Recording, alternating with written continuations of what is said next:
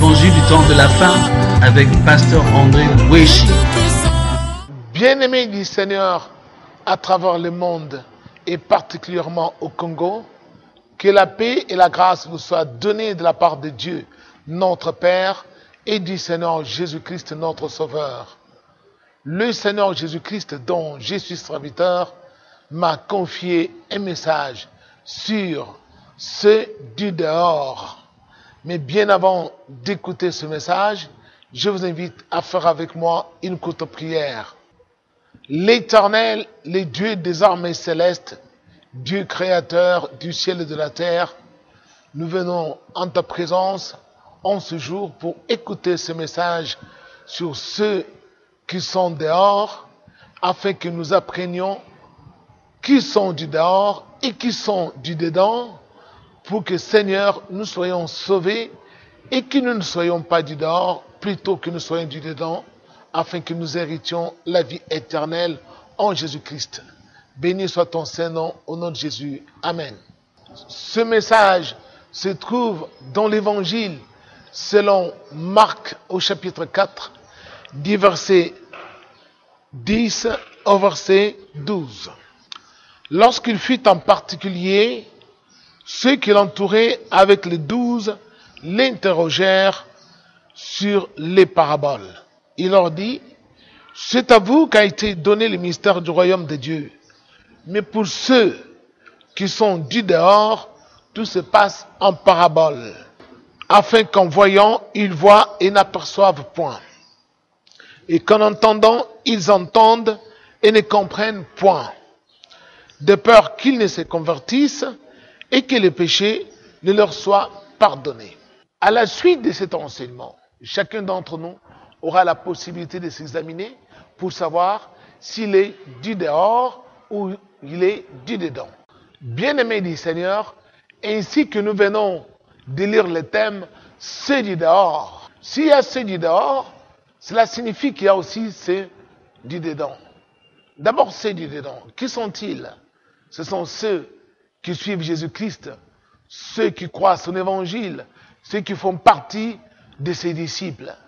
Ceux-là, ils sont autour de Jésus et Jésus est avec eux au jour le jour. On les appelle du dedans. Alors, penchons-nous d'abord sur ceux du dehors. Pourquoi le Seigneur avait dit ceux du dehors? Et pourquoi les appelait-il les gens du dehors? Dehors par rapport à quoi? Vous vous rappelez que la mission du Seigneur sur la terre était de sauver l'humanité. Comment? En bâtissant le temple de Dieu pour établir le vrai culte sur la terre, le culte de Dieu sur la terre. Dieu étant esprit, il fallait bâtir un nouveau temple, et un temple spirituel. Et ce temple, c'est quoi? C'est son église qui devait bâtir. Souvenez-vous, quand il a dit à Pierre, « Pierre, tu es Pierre, et sur cette pierre, je bâtirai mon église. » Ainsi donc, le Seigneur était venu sur la terre pour sauver l'humanité par le nouveau temple qu'il devait bâtir. Et dans ce temple, qui devait représenter la nouvelle maison de Dieu, dans laquelle Dieu devait cohabiter avec ses enfants. Et cette nouvelle maison, c'est tout simplement l'église qui est le corps du Christ et dans laquelle Dieu habite en esprit, et tous les enfants de Dieu qui sont nés d'esprit et non de la chair ni du sang habitent avec Dieu dans ce corps ou dans cette maison qui est son église. Alors vous comprenez maintenant pourquoi le Seigneur, à partir de cet instant, il appelait certaines personnes, les faisant assimiler à ceux du dehors. Dehors de quoi? Dehors de l'église. Bien-aimés du Seigneur. Et pourquoi les appelait-il les gens du dehors? Parce qu'ils contredisaient son évangile, ils entendaient tout ce qu'il enseignait, mais ne comprenaient pas grand-chose. Ils voyaient les miracles qu'il faisait, mais ils demeuraient toujours incrédules. Et Jésus dira, ils peuvent entendre, ils peuvent voir, mais ils ne peuvent pas se convertir. Et de nos jours, nous nous étonnons qu'il y ait des gens parmi nous dans l'église, professant la foi en Jésus-Christ, disant qu'ils ont cru en Jésus, mais ils font exactement ce que les païens font à l'extérieur de l'église. Et Dieu les appelle ceux du dehors. Alors, vous allez vous rappeler maintenant comment l'apôtre Paul, par la sagesse que Dieu lui a donnée, il a enseigné aux Éphésiens en leur disant, vous Éphésiens, vous n'êtes plus des étrangers ni les gens du dehors. Vous êtes devenus concitoyens des saints, vous êtes devenus les gens de la maison de Dieu parce que vous avez cru à l'évangile que je vous ai enseigné et vous avez été édifiés sur les fondements des apôtres et des prophètes et Jésus-Christ étant lui-même la pierre angulaire. Autrefois, vous étiez étrangers aux alliances de Dieu et maintenant, vous avez été rapprochés à Dieu par la mort de Jésus-Christ sur la croix. Bien-aimés du Seigneur, vous comprenez pourquoi maintenant, il y a ceux du dehors et il y a ceux du dedans. Mais pour être sauvés, pour que nos péchés soient pardonnés, il faut être du dedans. Alors vous allez vous rappeler ce que je vous ai dit, que le Seigneur Jésus a enseigné par des gestes, il a enseigné par des mouvements. Tout ce qu'il faisait, c'était des enseignements. Il enseignait par des paraboles. Ici, il enseigne par un geste. Rappelez-vous, un homme paralytique, ceux qui le portaient sur la civière, qui cherchant un accès pour arriver là où était Jésus, dans une maison. Mais hélas, ne pouvant pas accéder là où il y avait Jésus, ils ont pu défaire la toiture. Et ils ont fait descendre par l'ouverture les paralytiques jusque devant Jésus à l'intérieur de la maison. Et quand Jésus vit leur foi, il dit aux paralytiques, tes péchés te sont pardonnés. Quel ne fut pas le tollé de la part des Juifs? Qui est-il pour pardonner le péché? Mais le Seigneur donnait un enseignement, parce que c'est du dedans que le Seigneur pardonne les péchés, et non pas du dehors. Il ne pardonne pas les péchés de ceux qui sont en dehors de son église, seulement ceux qui sont à l'intérieur. Car pour entrer dans le royaume de Dieu, il faut se faire violence dans la foi. Ce n'est pas facile. Et ces gens-là avaient fait violence pour accéder auprès de Jésus. Et par la suite, vous connaissez l'histoire, Jésus s'adressa au paralytique pour lui dire, lève-toi, prends ton lit et marche. Oui, bien-aimé, c'est à l'intérieur que Dieu guérit les malades. Des gens veulent être guéris de leur maladie, mais ils n'entrent pas à l'intérieur de l'église du Seigneur.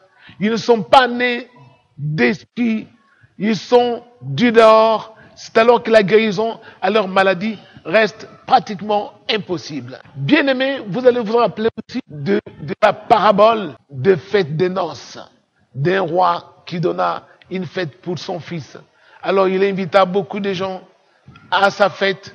Au moment de la fête, le roi entra dans la salle de fête et là il trouva un homme qui n'était pas vêtu d'un accoutrement de fête. C'est alors qu'il s'adressa à cet homme. Mon ami, comment es-tu entré ici sans être vêtu d'habits de fête? Et il ordonna à ses serviteurs de lui ligoter les jambes et les bras pour le mettre dehors, dans les ténèbres du dehors, là où il y a des pleurs et des grincements dedans. Que cela signifie? Que tous ceux qui ne sont pas à l'intérieur de l'église, tous ceux qui ne sont pas nés de nouveau, pour entrer à l'intérieur de l'église, pour y être avec le Seigneur, mangeant avec lui le pain spirituel, tous ces gens-là sont en train de grincer les dents, ils sont dans le noir, et ils sont dans les pleurs. Pourquoi? Parce que leur vie est un calvaire ou un cauchemar tout simplement. Bien-aimés du Seigneur, alors vous allez maintenant comprendre pourquoi. Dans le livre d'Apocalypse, au chapitre 22, là, le Seigneur dit, dehors, tous ceux qui sont comme des chiens, dehors, tous ceux qui sont des impudiques, dehors, tous ceux qui sont des enchanteurs, et dehors les meurtriers, dehors aussi les idolâtres et quiconque pratique le mensonge. Mais heureux ceux qui lavent leurs robes pour avoir part à l'arbre de vie.